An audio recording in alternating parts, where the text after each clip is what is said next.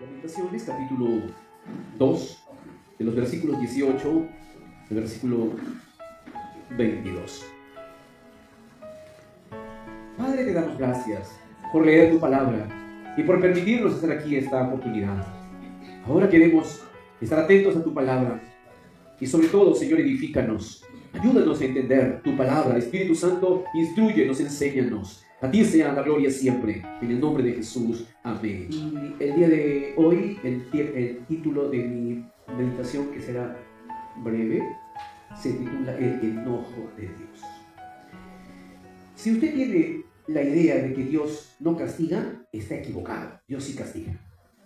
Si usted tiene la idea de que Dios es puro amor y no castiga o no se enoja, ese Dios que usted piensa no es el de la Biblia.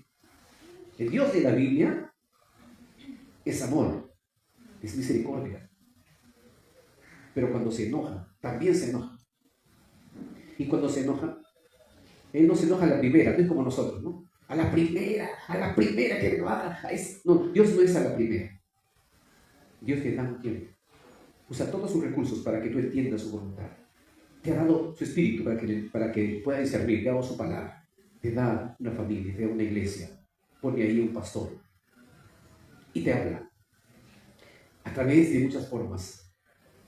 Recomendación. No agarres Google y hables y escuches 20,000 pastores. Eso no es correcto. Tú tienes tu iglesia. Ahí Dios ha puesto tu pastor.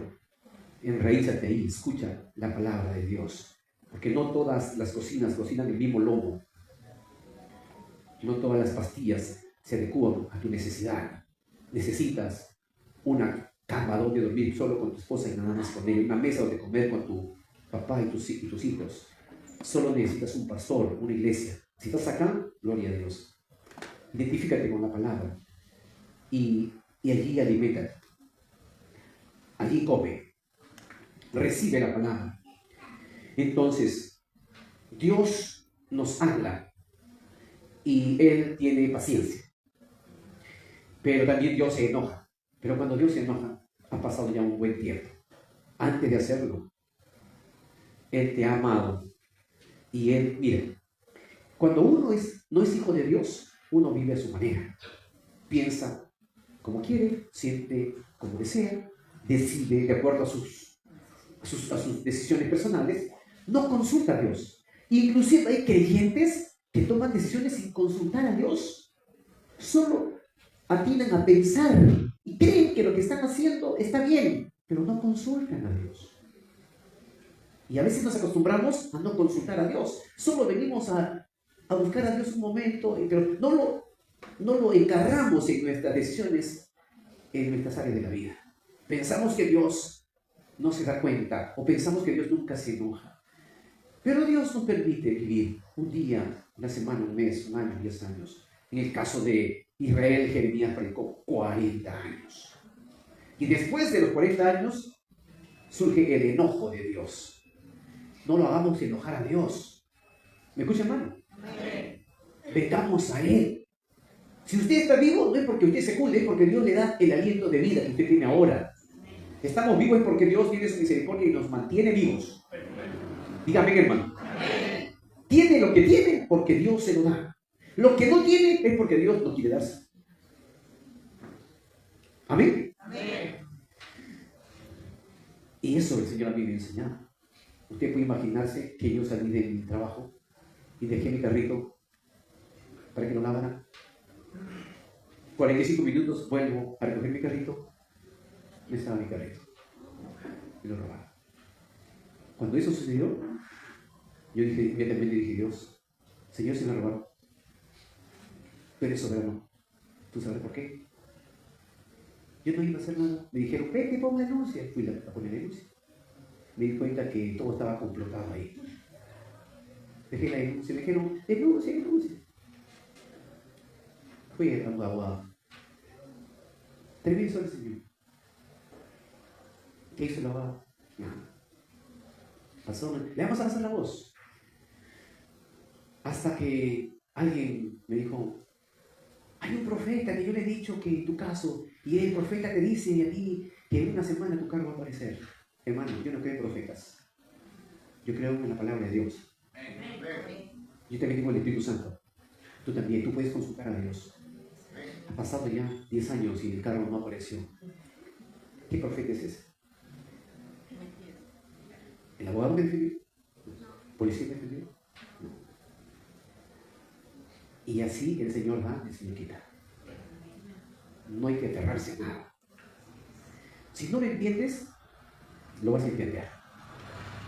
A veces a la buena, o a veces, pero lo vas a entender.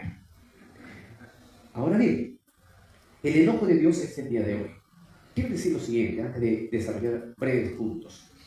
Cuando uno viene al Señor arrepentido, sinceramente arrepentido, entonces uno reconoce su error, reconoce su pecado. Y viene a Dios y le dice, Señor, yo he estado viviendo a espaldas de ti, perdóname, se arrepiente. Dios ve no la palabra, ve el corazón. Entonces Él ve que uno se arrepiente. El arrepentimiento es, me duele y me avergüenza lo que hice. Porque Dios todo lo conoce, aún lo que hemos hecho en oculto, Dios lo sabe. A Dios no lo podemos ocultar, a mí sí, yo soy un ser humano como usted, limito, mis ojos es esto, pero Dios ve el corazón, Dios ve tu pasado, Dios conoce todo. ¿Cuándo cometiste el error? ¿Con quién cometiste el error? Él conoce todo, a Dios no lo podemos mentir. Y cuando viene al Señor, arrepentidos, reconozca. Entonces cuando venimos al Señor arrepentidos, Dios ve nuestro corazón y dice, este es de labio nada más, lágrimas de cocodrilo por las circunstancias, no está arrepentido. Y se posterga tu vida espiritual mediocre.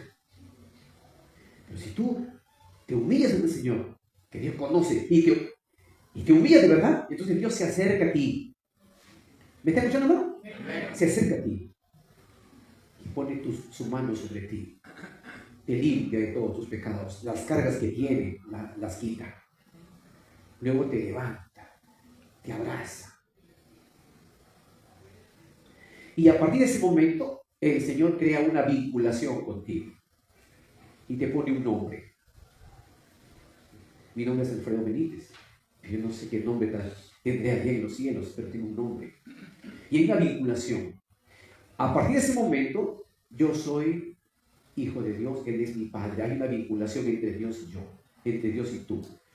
Entonces hay una vinculación. Y cuando hay vinculación, yo le digo, ya no le digo Dios nada más, le digo Padre. Abba Padre, que es papito. Mi Jehová Rafa, que me ha sanado. Jehová Nisi, que es mi Dios victorioso. El Shaddai, que es todopoderoso, creador de todas las cosas. Él es omnisciente. Empezamos a tener una relación con Dios. Yo empiezo a conocer a Dios, como es Él. Él es mi proveedor. Me trae pan del norte, del sur, de donde sea. Utiliza el creyente, el no creyente. El Señor, Él me provee. Él envía aves, en el sentido simbólico, a proveerme. Pero Él provee. Él no va a dejar con hambre a los que confían en Él. Él no va a dejar sin protección a los que confían en Él. Entonces Dios empieza a tener una relación con su hijo, con su hija. Y entonces Él me ama y yo le amo. Y Él está conmigo y yo le alabo, yo le adoro. Y es por eso hermoso adorarle y alabarle. La persona que tiene vinculación con Dios rápidamente se conecta en la alabanza porque hay una vinculación. Porque cuando no tenemos vinculación nos cuesta levantar las manos, tenemos vergüenza, el pecado está tan fuerte que nos vale, como que si mi mano pesa demasiado. ¿Acaso no puede levantar las manos? ¿Acaso no puede cantar al Señor? No lo hacemos porque hay un problema en nuestro ser. Todavía nos limitamos. Entonces hay una vinculación y Dios se vincula con nosotros y nosotros con Él lo conocemos. Y empezamos a tener una relación íntima con Él. Es como cuando un hombre se casa con su esposa y le dice, ya no le dice ya su nombre. ¿Qué le dice? Mi negrita, por decir. Muñeca. ¿Qué más le dice? ¿Qué más le dirá? La rosita de mi jardín. ¿Ah? Y cuando una mujer ama a su marido, ya no le dice ya otra cosa, sino le dice muñeco, mi bombón. ¿Qué más le dice? Mi flaquito, mi negrito, mi canela. Si usted no hace eso, no ama. Está con alguien porque tiene que estar, pero amor. Si Adán mismo antes de caer le dice, oh, hueso de mis huesos, carne de mi carne, expresa emociones. Si usted no expresa emociones, usted está muerto, sobre todo si el pecado no se ha convertido, o aún tiene prejuicios. Pero todo creyente es amoroso, tierno. No me respondo porque me voy a asustar. ¿Cuál fue la última vez que usted, mujer, le dijo a su esposo, tú eres el hombre más hermoso que he visto en mi vida? ¿Me entiendes? Tú eres, mírame a mis ojos, Filiberto, mírame a mis ojos. Filiberto, tú eres el hombre que llenó mi alma y mi corazón. Te admiro y te amo.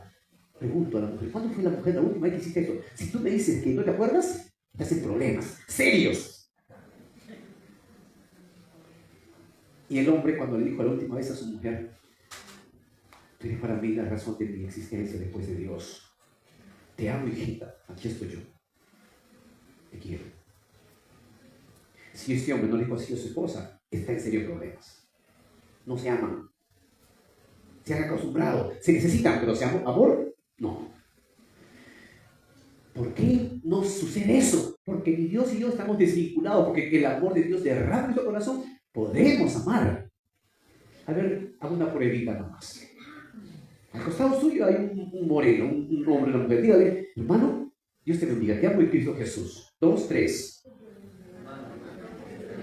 ¿Cómo les cuesta? ¿Cómo yo veo que les cuesta? ¿Se dan cuenta? ¿Cómo les cuesta? ¿Saben por qué les cuesta? Le voy a decir una cosa. ¿Saben por qué les cuesta? Porque usted no tiene vinculación con Dios. Así sencillo. Pero nada. ¿Usted no conoce mi vida? Por supuesto que no. Gloria a Dios, gracias que no conoce, pero Dios sí conoce. Y si nosotros no nos vinculamos con Dios como debe ser, no respetamos a nuestros padres. Hacemos decisiones personales y no entendemos a quién afectamos. Entonces, cuando Dios se vincula con Israel, le pone nombres maravillosos. Y he puesto nombres, por ejemplo, hija de Sión. Hija de Sión. ¿Qué significa hija de Sión? Hija de Sión significa muchas cosas. Entre ellas, mi hija a quien yo voy a proteger. Hija de Sión. Otro nombre, hermosura de Israel. Hermosura de Israel. Es como el papá ve a su hija y dice, mi belleza, eres linda. Bueno, objetivamente no es tan linda, pero su papá la ve con ojos de hermosura. Pero son los ojos de padre. Mi hermosura, mi niña hermosa. Dígame, ¿a qué padre su hija no es hermosa? Es hermosa. Porque es papá. Los otros ya no piensan igual. O casi igual. Pero para el padre son hermosas. Dios ve a Israel y le dice, tú eres hija de Sión. Luego le dice, hermosura de Israel. Es una expresión admirable y hermosa. Expresura de Israel. También le dice, las tiendas de Jacob. Las tiendas de Jacob eran tiendas hermosas de colores y estaban cada uno ordenadamente. Las tiendas de Jacob significa que Israel era una nación fiel, ordenada, tierna. Miren la condición, como Dios tenía el afecto a su pueblo y le decía esos adjetivos. También decía hija de Judá. La hija de Judá significa, bueno, Judá era una tribu especial, y decir hija de Judá significa tú eres mi hija especial. Yo tengo 4 hijas, pero tú eres especial. Hermano, tú eres especial para Dios. Dios te ha amado, Dios te ha limpiado tus pecados. Pero tú tienes que vincularte con Él. Porque el problema de Judá, el problema de Israel, es que Israel se sobreestimó. Y Israel pensaba de que ya como Dios me ha dicho hija de Judá y que todo lo de sus beneficios, entonces hay una especie de soberbia. Ingresa una especie de soberbia a Israel. Y esa soberbia es peligrosa. Sí que Dios nos guarda y sí que Dios nos protege, pero somos débiles. Y que en nuestra carne todavía hay el viejo hombre, que si no cultivamos nuestra vida espiritual, el viejo hombre se va a levantar. Y vamos a pensar que somos más inteligentes que Dios, que podemos vivir sin Él. Y que podemos hacer esto o aquello sin consultar a Dios. Y eso se llama soberbia. Y por más que seamos hija de Sion, por más que seamos hija de Jerusalén, tienda de Jacob, somos vulnerables, somos débiles. Necesitamos venir siempre humillándonos ante el Señor a depender de Él. Siempre depender de Él, en una actitud de humildad. No nos sintamos ángeles de querubines, somos seres humanos. Amén, hermanos. Amén. Y por más que seamos hijos de Dios, y por más que Dios nos bendiga, somos vulnerables. Tenemos que andar siempre en una humildad. Israel se ensoberbeció. desechó la palabra de Dios, desechó los ritos que hoy día hemos compartido, desechó el congregarse y fue tras otros dioses, empezó a adorar a otros dioses y empezó a enredarse con las costumbres y los valores del mundo y se rebeló contra Dios, no un día, no una rebelión. Mire usted, estamos hablando de Lamentaciones 2. Miren el versículo, vamos a leer, abra su Biblia en Lamentaciones capítulo 2. Miren el versículo 1. ¿Cómo oscureció el Señor en su furor a la hija de Sión, su título, hija de Sión? Mire el versículo 4. Entesó su arco como enemigo, afirmó su mano derecha como adversario y destruyó cuanto era hermoso en la tienda de las hijas de Sión, hija de Sión. Así como ha mencionado hija de Sión, en todo el capítulo 2 hay varios adjetivos. Hija de Sión, hermosura de Israel, tienda de Jacob, hija de Judá, sus formas. Pero esta hija de Sión se ensoberbeció. Y cuando uno se ensoberbece, empieza a tomar decisiones y empezamos a vivir y a hablar y a actuar y permitimos, muchas cosas nos permitimos. Y como no nos pasa nada, pensamos que ese es el estándar divino. El estándar divino es la humildad permanente. ¿Me escucha, hermano? El estándar divino es la santidad permanente. Busquemos la santidad y busquemos la humildad. No seamos soberbios. Se ensoberbeció Israel, se apartó de Dios. Y entonces, esta misma Israel reconoce, cuando estaba en cautiverio, reconoce su rebelión. 1.18, una hojita antes, 1.18. A ver, lea usted, Lamentaciones 1.18. ¿Ya? Solo la primera parte donde está el primer punto. 2, 3. Ahí nomás. Jehová es justo. Yo contra su palabra, ¿qué cosa hice? ¿Sabe qué significa rebelión? Rebelión significa, escuche hermano, rebelión significa desobediencia permanente, altivez de mirada, violencia. Es como que el papá le dice, come toda tu comida a la chica la queda mirando, no me gusta, tienes que comer, ¿tú me vas a obligar? Está soberbia la chica. La mamá dice, sí, mire que la hija está diciendo, no quiero comer, no me vas a obligar. Y la mamá dice, ya pues muñeca. Si mi madre hubiese estado ahí, le manda uno de vuelta, le saca un par de dientes y nunca más dice eso. Pero los padres de hoy día son, ay, mi hijita, ¿qué cosa quieres, hijita? ¿Qué tal que tú chico o quieres tu pollo en la brasa? Así son los padres del día de hoy. Sí, porque usted es de mi vuelo, de aquel tiempo. Me estoy refiriendo a las madres de hoy, que hace que los hijos sean personas raras. No tienen resistencia los hijos de ahora.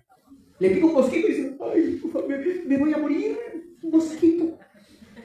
Si antes clavándonos hacíamos tal cosa, decimos, ¿qué tienes? Nada, no tengo nada. Al agua, listo. Así era antes, o no, lo que tiene 40, 50 años. Hoy no, hoy sucede algo y lloran. Y la mamá dice, ¡ay, mi rey, mi príncipe, mi Dios! Vamos al IMS, vamos donde sea, taxi para mi hijo, por favor, ambulancias, todo, vamos.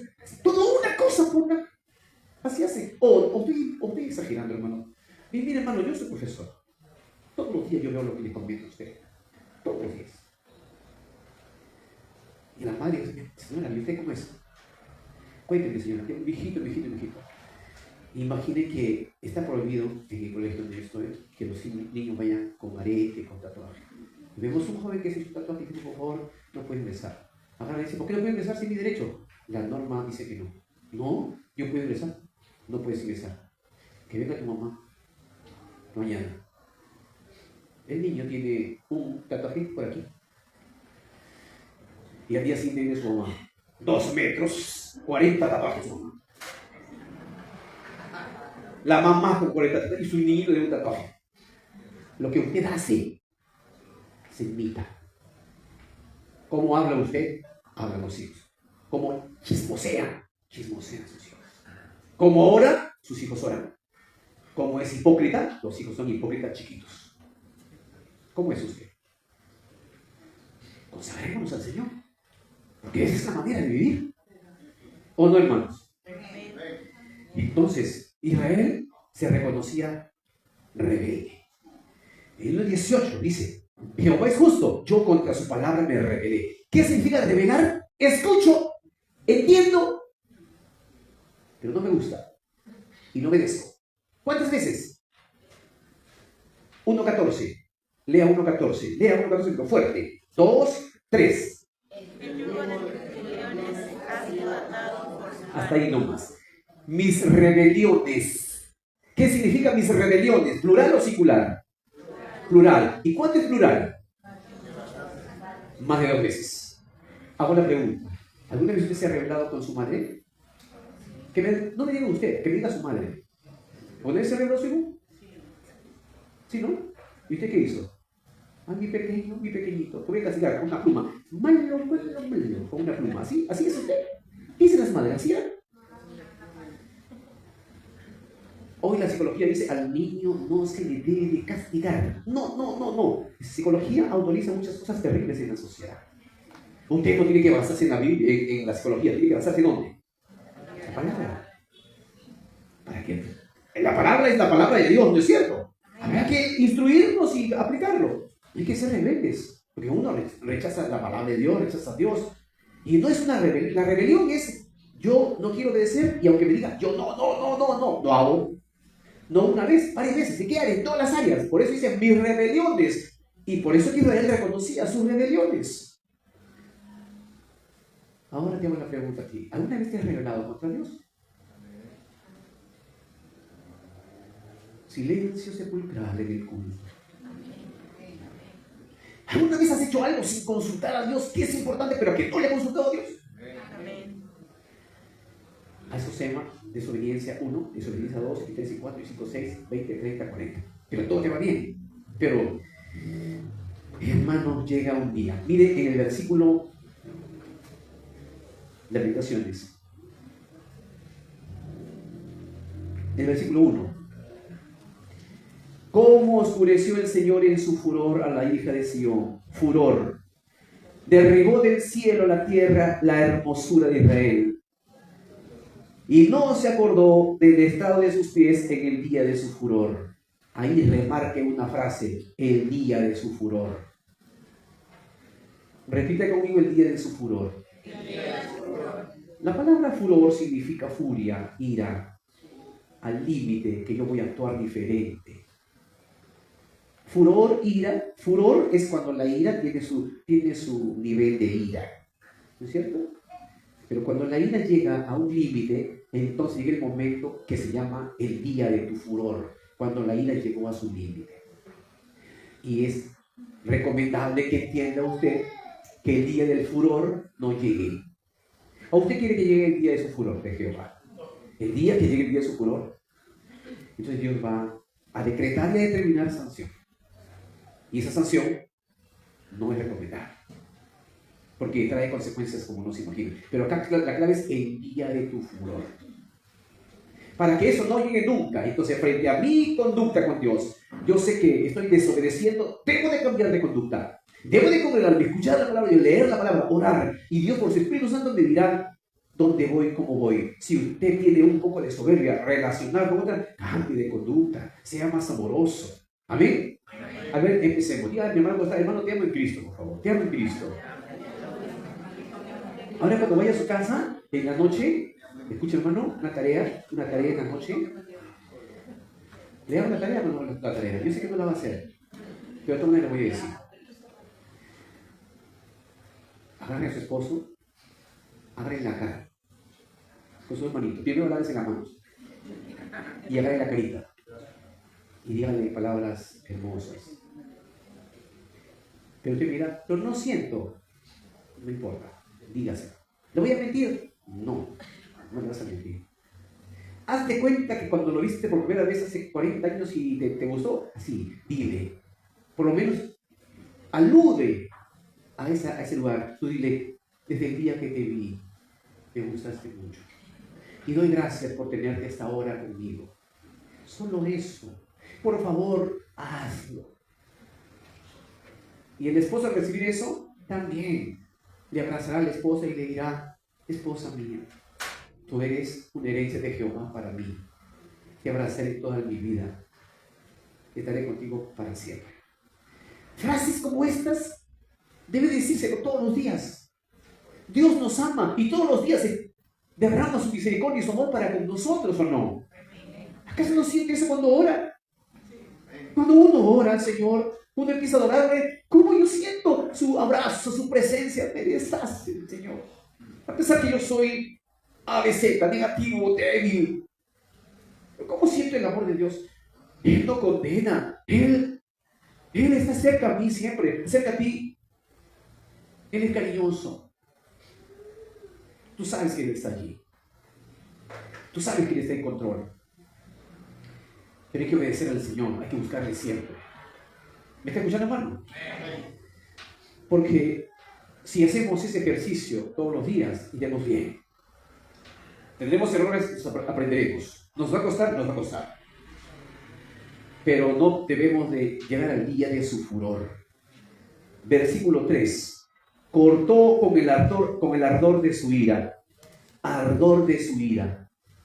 ¿Qué significa ardor de su ira? La palabra ardor de su ira significa que está el Señor agitado para ejecutar la sanción. Ese es ardor de su ira. ¿Y cómo es posible? Yo le entiendo, porque cuando un hijo es rebelde, 1, 2, 3, 4, tú no sabes qué hacer. ¿Qué hago? Entonces, Dios tiene ardor en su ira cuando ve a su hijo rebelde por enésima vez y no entiende. Entonces hay un ardor, hay una intencionalidad de sancionar, porque lo tiene que hacer. A eso se llama ardor en su ira. 3, 4. Endiosó su arco como enemigo, afirmó su mano derecha como adversario. ¡Qué Dios! Y destruyó cuanto era hermoso. En la tienda de la hija de Sión derramó como fuego su enojo. Hago la pregunta: ¿qué Dios es ese? Es el Dios Santo, el Altísimo que hemos alabado ahora. El Señor también tiene ira, también tiene enojo. ¿Cuándo el Señor tiene enojo? Cuando Él te habló en veces y tú insistes. Cuando pecas y no te apartes de tu pecado. No creas que porque hacemos una que otra actitud religiosa ya se acabó. Dios es santo, Dios lo sabe todo. Él conoce nuestro corazón. Hay que venir a Él en actitud de humildad. ¿Amén, hermanos? Amén. Y no permitamos que vivamos nosotros en pecado y en desobediencia y esperemos el día del furor de Jehová. Mire usted al costado de este análisis, cuando Dios determina su sanción es porque llegó el día de su ira y Él decreta un tiempo. El tiempo de la sanción puede ser un día, puede ser 10 años, toda la vida puede ser. Y por más que lloremos y que por más que clamemos y hagamos ayuno, no vamos a mover la mano de Dios, porque Dios no es extorsionado. Él no puede ser extorsionado. Dios lo decretó. Los hombres no decretamos. Dios decreta. Y lo que Él decreta, ni tu servicio, ni tu palabra, ni tu ofrenda, nada, porque Dios lo ha decretado. Dios ahora ha decretado misericordia para ti esta mañana. Dios ha decretado que tú estés aquí para escuchar de su voz. Pero hay que venir al Señor. Miren el versículo 1. Voy a mencionar algunas cosas. El versículo 1 dice, oscureció. ¿Cómo oscureció el Señor en su furor a la hija de Sión? ¿Qué dice? ¿Qué cosa significa oscurecer? Levante la cabecita. ¿Qué significa oscurecer? ¿Quién oscureció? El Señor. ¿A quién? A la hija de Sión. A su hija. ¿Por qué le oscureció? ¿Qué significa oscurecer? Le quita el juicio, le quita la razón, le quita la sabiduría, le pone una especie de nube para que su rebelión, a ver si su soberanía le ayuda. Dios mismo oscurece el entendimiento. Acá dice, ¿cómo oscureció el Señor en su furor a la hija de Sión? Entonces, ahora que podemos entender la palabra y alabarle, hagámoslo. Ahora que estamos en una situación de tranquilidad, de salud, entonces vengamos al Señor a congregarnos, busquemos al Señor, servirle, hablar de Él, obedezcamos al Señor. Y cuando cometamos un error, vengamos pronto a pedir al Señor perdón. Vivamos en el Señor, no seamos rebeldes, porque la característica de Israel es la rebelión. Reconoce que se ha rebelado muchas veces y que lo que está pasando en ese momento era terrible. Entonces oscureció. Cuando Dios decreta, Él derriba. Miren el versículo 1, derriba. Él destruye. Versículo 2, versículo 4, versículo 5, versículo 6, versículo 8, versículo 9. Se repiten frases como yo te voy a destruir. ¿Sabe lo que significa destruir? Arrasar. Arrasar significa destrozar. Destruir significa no dejar piedra sobre piedra. Usted dirá, ¿pero eso hace Dios? Claro. ¿Porque quiere? No, Él no desea. Porque Él desea que nos arrepintamos. Él desea que nos humillemos. Él desea que le obedezcamos. Y que no seamos rebeldes y soberbios. Pero llegará el tiempo de la ira de Dios, del furor de Dios, Dios decretará. Y mire, echó por tierra, humilló, empezó su arco, desechó. Aquí, yo estuve en estos días, estoy leyendo, como estamos, me hice llorar. No me impactó tanto, oscureció, derribó, destruyó, echó por tierra, humilló. Yo entiendo. Pero cuando llegué al versículo 7, ay, yo no pude resistir. A ver, el versículo 7, 2, 3. Ay, no más. Eso me tumbó y yo no pude continuar. ¿Qué significa? Desechó el Señor su altar. Este lugar, su altar donde estamos aquí. No puede Dios desecharnos. Si uno viene humildemente y viene consagrado y venimos a hacer las cosas bien, el Señor está con su presencia, el Señor nos va a bendecir, nos va a hablar, el Señor se va a manifestar en nuestra vida. ¿Cuándo Dios desecha el altar? Cuando hay pecado en el predicador, en el que preside. Hay pecado en los servidores y nosotros los creyentes no hablamos la palabra, los pastores encubrimos, hablamos de teología, hablamos de religión, de sociedad, pero no hablamos la palabra de Dios. Y que será qué bonito que está predicando, pero no hay un resultado de santidad y de consagración. Entonces el Señor dice, desecha su altar. No quiere estar aquí. ¿Por qué? Porque hay pecado. Entonces esto me tumbó. Y dije, Señor, eso nunca suceda. Nunca suceda. Guarda mi alma, guarda mi vida. Guarda la vida de mis hermanos. La vida de los que sirven. La vida de los que tocan, los que cantan. La vida de los que cantan. La vida de los que limpian. Ustedes están sentaditos acá, personas que han venido a limpiar, a ordenar, los diáconos. Todos tenemos que aprender a servir al Señor, todos sin excepción. Hay quienes enseñan ahorita a los niños, los que predican en las comunidades, los maestros enseñan. Todos somos siervos y estamos dispuestos o demandados por Dios a vivir en santidad. No podemos nosotros vivir de otra manera. Entonces, desechó su altar. Así también el Señor desecha el altar de tu comunidad. El líder de la comunidad está demandado por Dios para que esté la presencia de Dios. En el sector, el supervisor. En la iglesia, el pastor y todos nosotros. Y no solamente eso dice en el 4. ¿Qué hemos dicho? En el 7. Menospreció su santuario. Bueno. ¿Por qué el Señor desecha y menosprecia? Porque Él es déspota. Porque Dios es malo. Él es muy iracundo. No tiene control de su ira. ¿Sabe lo que significa ira o enojo? Respuesta justa y santa de Dios contra la rebelión. Eso se llama ira de Dios. Es la respuesta justa y santa frente a la rebelión de su pueblo. Ese es enojo, ese sí. Y entonces, menospreció el santuario. En el versículo 9, y finalmente en esta parte, sus puertas fueron echadas por tierra, destruyó y quebrantó sus cerrojos, sus reyes y sus príncipes están entre las naciones donde no hay ley, sus profetas tampoco hallaron visión de Jehová. Quebrantó, destruyó. Y aquí todos están implicados en el pecado en el tiempo de Jeremías. Recuerden que Jeremías fue el único profeta. Había muchos profetas que hablaban locuras, vanidades, como hay pastores ciegos que hablan cosas que no están de acuerdo con la palabra. Y los más eran los otros. Solo ahí estaba Jeremías, el único que tenía la palabra de Dios.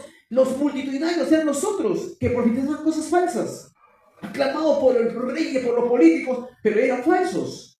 Ellos le decían, no va a pasar nada, Dios te bendice y sigue viviendo tranquilo. Y Jeremías dice, no, están en pecado, vuélvanse al Señor, vendrá una sanción, pero no le hicieron caso.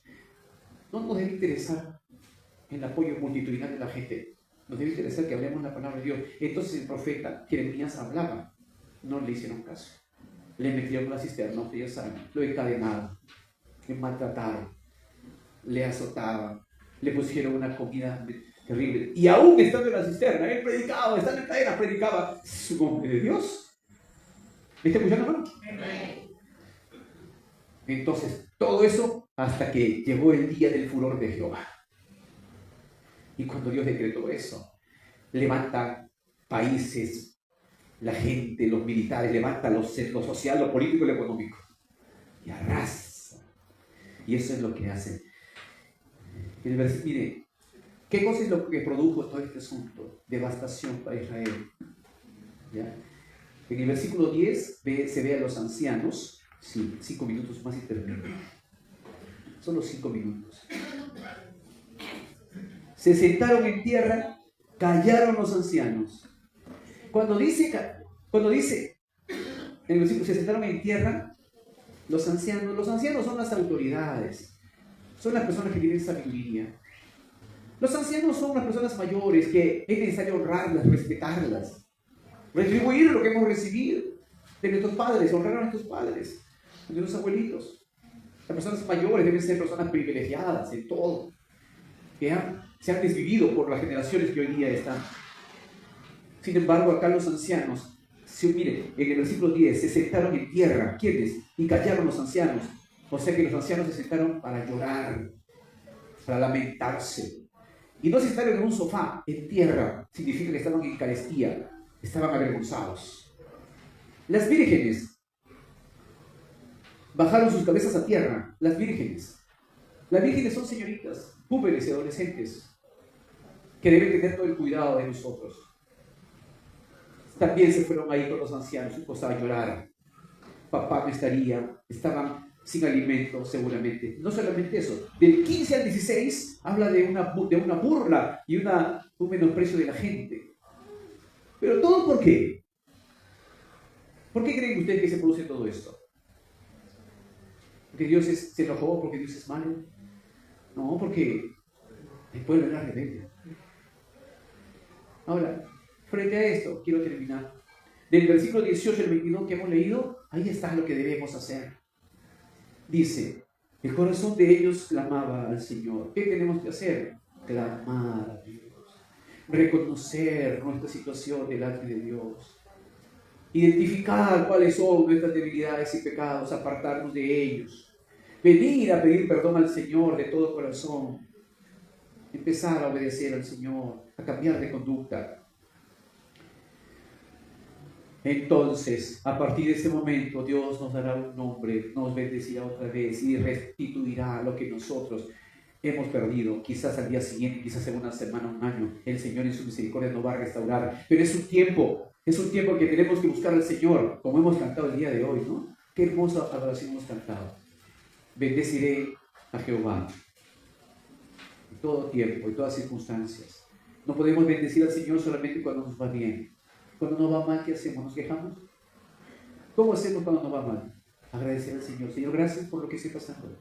Yo no sé lo que estoy viviendo, no entiendo por qué, pero Señor, tú eres soberano, ayúdame a entender, a fortalecerme en ti. Nada me apartará de ti, Señor. Y Dios dirá, ese es mi hijo. Y habrá más viento. Y uno, sí, Señor, pase lo que pase, aquí estoy. Me consagraré, te predicaré de ti, seguiré fiel. Las circunstancias no condicionan tu conducta. Tu conducta la condiciona Dios, no las circunstancias. Hoy tendrás, mañana quizá no.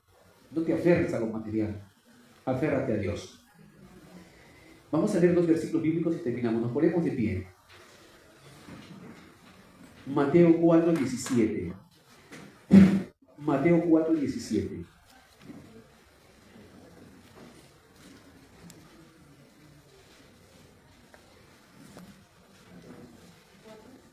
Sí, Mateo 4:17. Creo.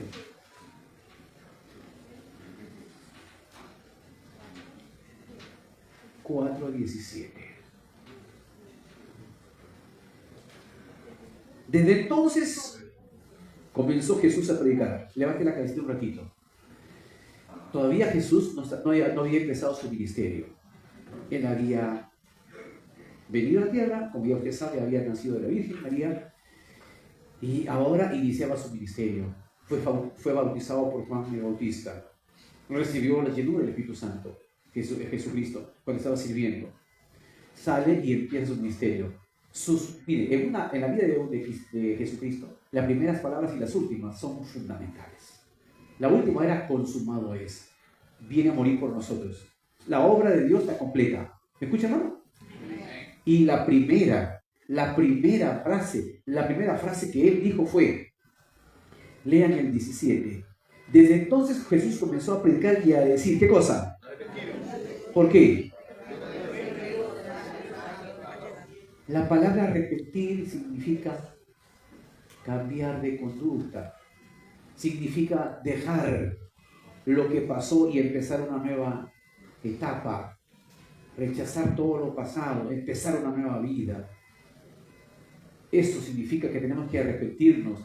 Y dice acá, arrepentíos. Si yo he sido rebelde, si yo he sido desobediente, si he tomado decisiones alocadas, bueno, ya.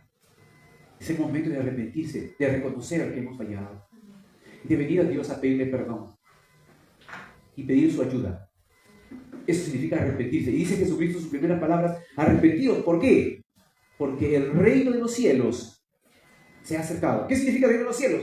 Que cuando uno se arrepiente, debe de venir al Señor para que Él nos dé de su auxilio, de su ayuda, que Él reine en mi corazón y en mi alma, y no cometer las mismas cosas del pasado, sino a ser diferente. Arrepentidos, por el reino de los cielos se ha acercado. ¿Quién debe arrepentirse? Todos los rebeldes de la historia, nosotros, todos, arrepentidos porque el reino de los cielos se ha acercado. El mensaje de ahora es ese, que tenemos que venir al Señor arrepentidos.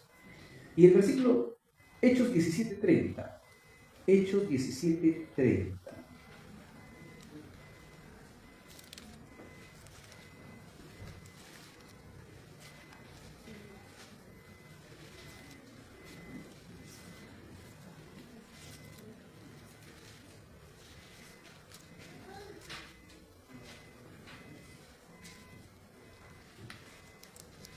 Esto pasó en Atenas.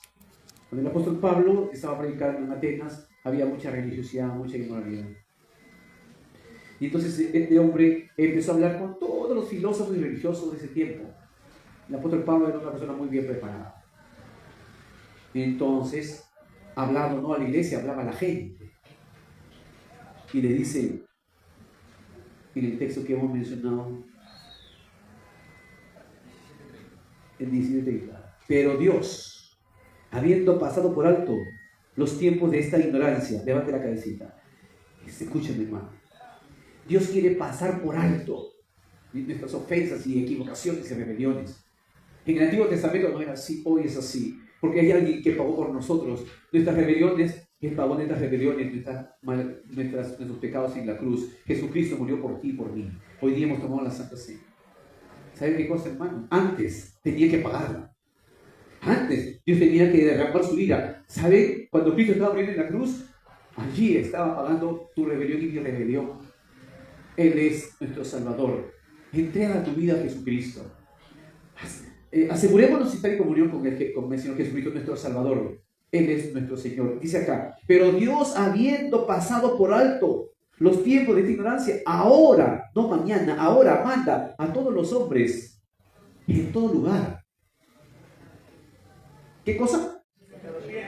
Que se arrepientan. ¿Es posible arrepentirse? Por supuesto que sí. De reconocer nuestras maldades, pedir perdón al Señor y que Dios nos limpie con su sangre preciosa derramada en la cruz, y a partir de ahora empezar a clamar, empezar a obedecer a Dios, y el Señor entonces empezará a manifestar su gloria en nosotros. Ya no estamos en el Antiguo Testamento, que era terrible el asunto. Ahora estamos ya Cristo, en Él ha llevado nuestras cargas, nuestras rebeliones en la cruz. ¿Quiere entregar su vida a Cristo? ¿O quiere cargar su pecado, los traumas y complejos que le acompañan toda su vida? Vengamos a Cristo. Venid a mí todos los que estáis trabajados y cargados, y yo os haré descansar. Así es el Señor. Amado Padre, te damos gracias por esta mañana. De verdad, Señor, tu enojo es incontenible. Pero en esta oportunidad, Señor, queremos venir a ti, amado Padre, y agradecerte por la palabra que el día de hoy nos has dado. Queremos reconocer que nos hemos rebelado contra ti muchas veces. Es nuestra naturaleza pecaminosa, es nuestra soberbia, nuestra autosuficiencia nos ha llevado a tomar decisiones y acciones que manchan nuestra santidad. En esta mañana queremos venir ante tu presencia, Señor, a pedirte perdón. Lo sentimos. En mi alma hay un dolor en mi ser. Lo siento, lo siento, lo siento, lo siento. Mis acciones que han afectado mi vida y te he desechado. Perdóname, Señor. Límpiame, Cristo amado. La sangre que Cristo derramó en la cruz sea la que siente ahora. Límpiame, límpiame, lávame, límpiame. Libérame. Rompe cadenas de mi alma y mi corazón. Quita todo vacío de mi ser. Ven, Señor, límpiame, lléname de tu presencia. Enséñame a vivir conforme a tu voluntad. Hazme una persona diferente.